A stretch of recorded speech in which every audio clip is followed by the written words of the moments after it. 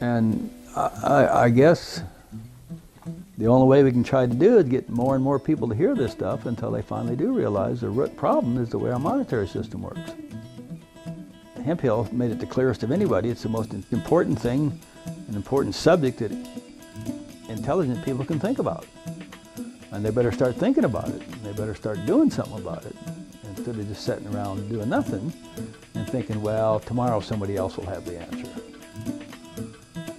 And that's the way I look at this. You know, a long time ago when I started to get into this, I said to myself, well, if you can't see and show there's a better way to do it, what right do you have to complain?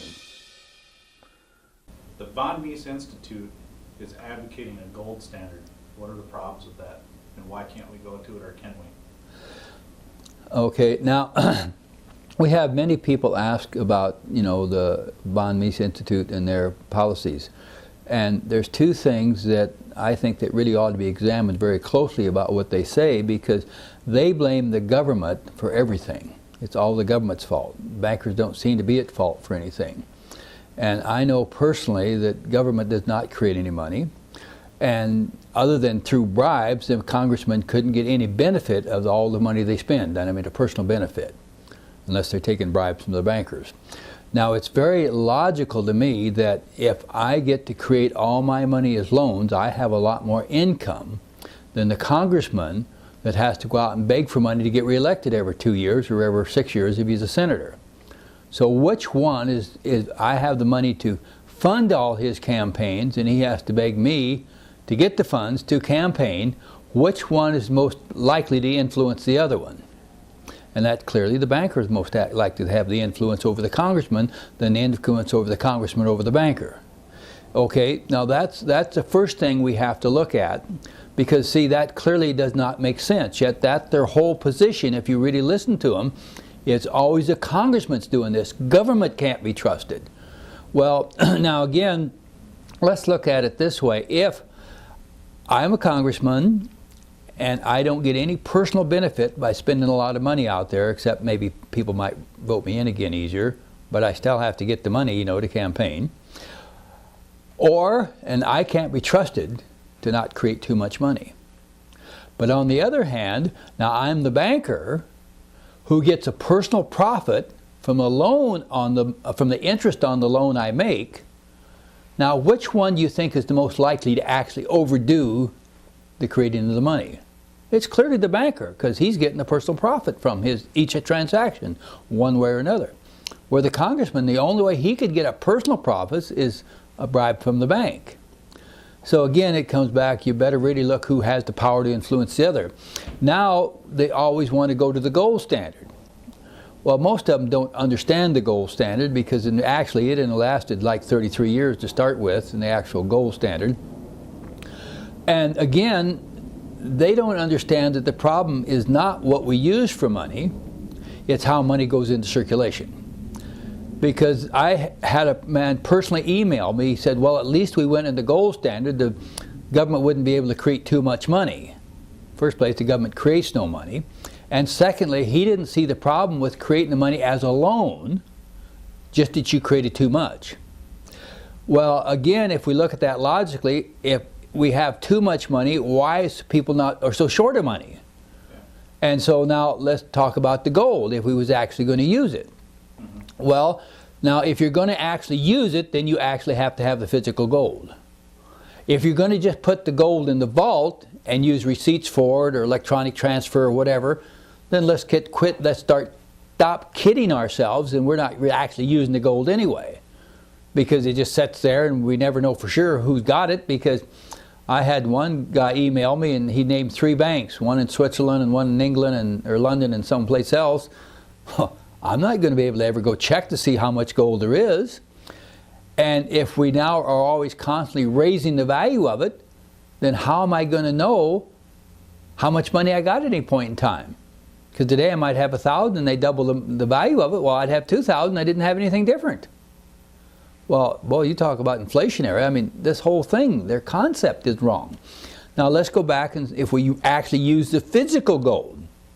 Now we went online and found out from the World Gold Council that the total amount of gold ever mined was 158,000 tons, and that's a metric ton. Okay, divided that by ounces makes 50 billion, I rounded it off at 50.8 billion ounces of gold. So then we could make that into 24.4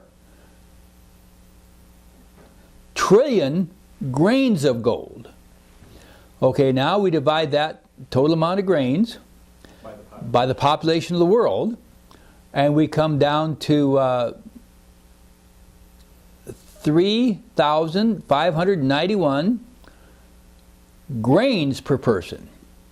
Okay, now again, you're going to have to actually if you're going to actually use the gold, then you have to determine how many grains of gold it takes to make $1. Somebody does.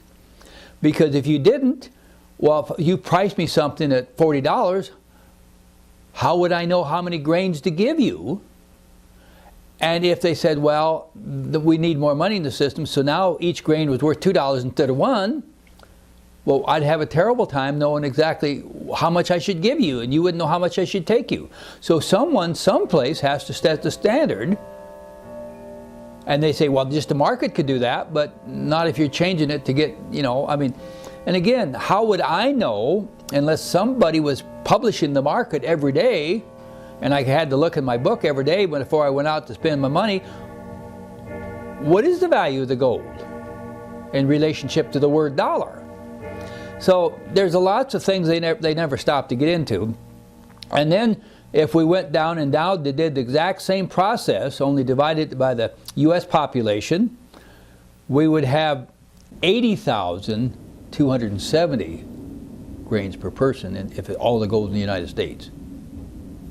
Okay, now, so if you have that, and now if you divide that down, the number of grains, 80,207 grains and 0.65 grains per person.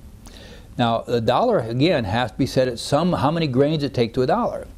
So for this, example, we set it at 15.25, which was about what Roosevelt set it to after he confiscated all the gold from the American people. So then that means we would have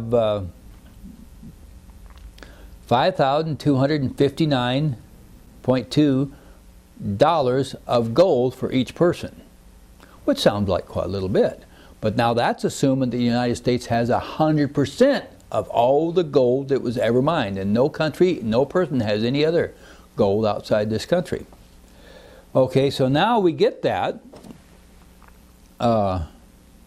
which makes a total money supply for the United States of roughly $1.6 trillion.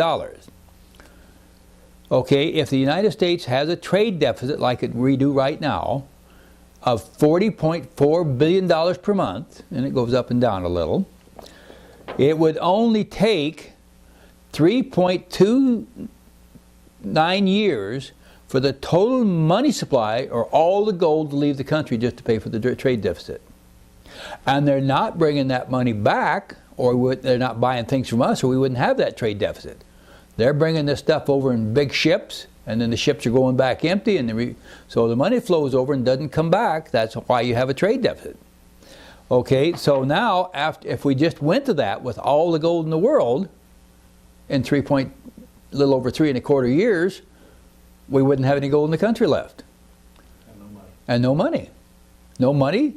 So, and now what are we going to do? Now, if you borrow the gold back at interest, so you can have it, say, back in your country, you've turned the whole thing back into a debt money system again.